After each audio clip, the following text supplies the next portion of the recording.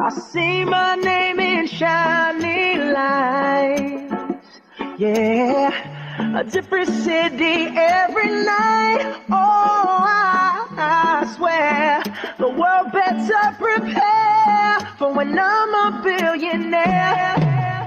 It's time to get down to business on the weekend's #1 business program. Known as the King of Networking, your host Shalom Klein has worked with thousands of entrepreneurs and created countless jobs. So, to success, let's get down to business. And indeed, we're all about small business jobs and entrepreneurship and business. We talk a lot about business here. You're on with Get Down to Business, and I'm your host, Shalom Klein. Remember, you can always download podcasts from Get Down to Business on my website at shalomklein.com. And while you are there, don't forget to follow me on Twitter at Shalom Klein. It's going to be a jam-packed week of content and information you will not want to miss. So let's jump right in. I'm so thrilled to be joined by Farnan, the founder of Path Connect, a 12-week program that teaches recruiters. And we're going to dive into that quite a bit in our conversation. But Dom, welcome to the conversation. Thanks for joining us. Yeah, thank you for having me.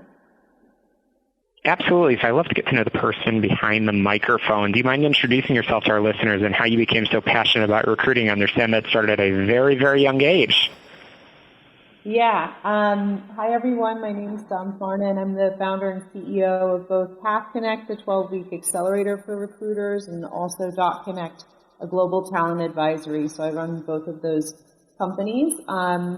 I started recruiting when I was 17. So after graduating high school early, I got an internship as a marketing intern for a company, decided that while I waited between January and June for my class to finish their coursework and actually graduate, I wanted to continue working. So I went down to HR when my internship was done, and I said, how do you keep me working? I don't want to go back to the pizza place. I want to keep learning. And then the next thing you know, they had hired me as a very junior recruiter, but I had an amazing team of very senior mentors that coached me and trained me and, fostered a lot of my growth very early on in my career. What a journey. What a journey. Oh, my God. So you started very, very young and you've learned the basics, but you've certainly seen how the industry has evolved. And I want to talk to you about technology, too, and how it's changed in the world of recruiting. So let's start there, actually. Let's talk about the past, let's say, 2.5 years of recruiting. Let's talk about some changes just because of the pandemic. What have you seen occur, and is the Great Resignation real, and how has that affected recruiting? Yeah, I was just talking to my husband about this last night and how crazy it's been from 2020 to now.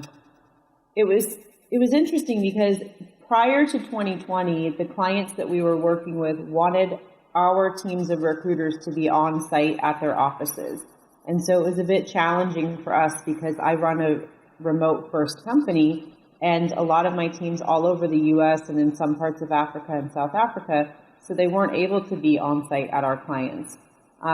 So that was limiting our reach and ability to scale. But once COVID hit, people were still hiring. While a lot of people might have laid off their internal recruiting teams, there is still attrition at companies. Companies do still hire in recessions. It may not be net new headcount, but there's always going to be turnover to account for. And if you can't have a full-time recruiting team, you can definitely have a fractional or contract workforce like what we do. So that being said, when COVID hit and everyone went remote, it actually helped to really expand our ability to deliver top talent to a lot of different companies and industries. So that was really helpful. I also think that we were already set up for success because we were remote first out the gate. And so when I really started building my team in end of 2018 and 2019 on the Connect side, we were always using remote first tools. We were on Slack, we had Notion, we had everything kind of set up, documented, and even now we're continuously refining it to ensure that it meets the needs of our global team. But in general, that was one of the positives for us. And then on the flip side, you had 2021 that was just crazy growth, lots of companies doubling and tripling their headcount goals since they didn't hire a lot in 2020. And now you see somewhere in between both. You see companies continuing to grow, but maybe a bit more mindfully. You see bigger companies who tend to overhire and do hyper growth, laying people off, which isn't pleasant, but that's just the nature of the way that we work. And so I've kind of seen everything in between in the last 2 years. Oh yeah, absolutely, absolutely. So lots of changes, and we're going to talk about technology again in just a moment because you are indeed the subject matter expert on this topic of how recruiting has changed and how companies need to change with it. Speaking of that topic, in terms of industries, I know you mentioned that you yourself personally in a lot of industries, and you as a firm have worked with many companies. I have to ask: is recruiting the same? Is it apples to oranges? What does it mean from one company, let's say in the legal profession, to another company, maybe in the world of technology? Is the principles of recruiting and attracting talent the same? Yeah, I mean, I think in general it is the same. So we can run a proven recruiting process across any of our clients, and we tend to have success in the process that we've defined and we like to educate our clients on and run. However, there's nuances. Hiring manager enablement, have they been trained? Do they understand what their bar is? Do they know their values? Do they know the behaviors and soft skills that will fit within their team dynamic? All of those things are very important, and they vary client to client, company to company, and not all companies are created equal when it comes to that. So, we see that sometimes we go in and we have a lot of success if the hiring teams and the clients choose to show up as partners and really have ownership in their role of hiring. I always joke to my clients and say, look, you have the open list of roles. We don't. So, it's on you to really ensure that we get the talent that we find you across the line. It's not necessarily on the recruiter. While there's an element of closing and negotiation and tactics like that, ultimately it's the hiring manager, the interviewers, the executive leadership team from the end user client company that are the ones that, bring the talent on and close those people. Mm-hmm. And I just want to say this, and I remind our listeners of this each and every week, is that, you need to focus and do what you do best and let others do the same. And so while you may be the subject matter expert and, a great lawyer, that does not mean you are the best at hiring other lawyers. That does not mean you are the best at hiring the business development person. And that's why you need to return to experts like our guest right here. So, Dom, I have to ask the question. You've founded this unique platform, and I'm curious, tell us a little bit about it and how it's really revolutionizing the industry.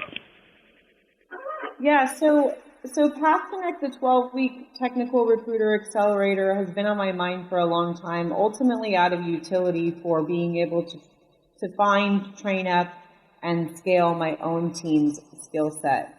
This was really based on demand in the last couple of years for technical recruiters. And our competitive advantage has been our ability to, find talent with transferable skill sets. Let's say it's project managers or people who are early career that just graduated with a degree in computer science who wanted to be an engineer but didn't find an engineering job that had an interest in tech, and then put them through our 12-week program so that at the end they had enough of a foundation that they could be put in front of a client and understand technical needs for talent and hiring, and then apply the proven process that we run. So at the end of the day, I can teach anyone how to recruit. It's not a matter of that. It's really if the person wants to do it, because recruiting anyone can learn, but it's not for everybody. That's what I always tend to say. You may get into the recruiting field and realize that, it's hard to be the mediator between hiring managers and talent. It's hard to be the one that often gets projected on if somebody didn't get a job or if the talent wasn't that great, based on what the hiring manager's assessment was. So you're kind of always that middle person. And we found that even with some of our own team, they get into the role, they might go through the boot camp, and then by the end of it, when they're in jobs with real clients, it might change their perception on things. So I always find that, just like anything else, it's like if you're going to go to get a certification for computer science or coding or whatever, it's similar to that in terms of the process and the steps and the workflow and what you learn. But, for the most part, it's just the foundation. You really learn when you're in a job doing work. Absolutely, and we're running out of time, and I want to make sure our listeners can get in touch with you and your team, get up on the platform. So can you give that information for our listeners so everybody, hopefully in the week ahead, can get in touch? Yeah, you can find me on Instagram. I am Dom Farnan. You can find .connect. We are .connect.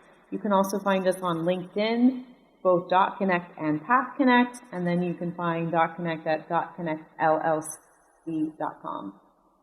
Fantastic. Well, thank you so much for joining us on the program. Looking forward to continuing our conversation in future weeks. We'll be right back and get down to business. The show all about small business, jobs, and entrepreneurship. Don't touch that dial.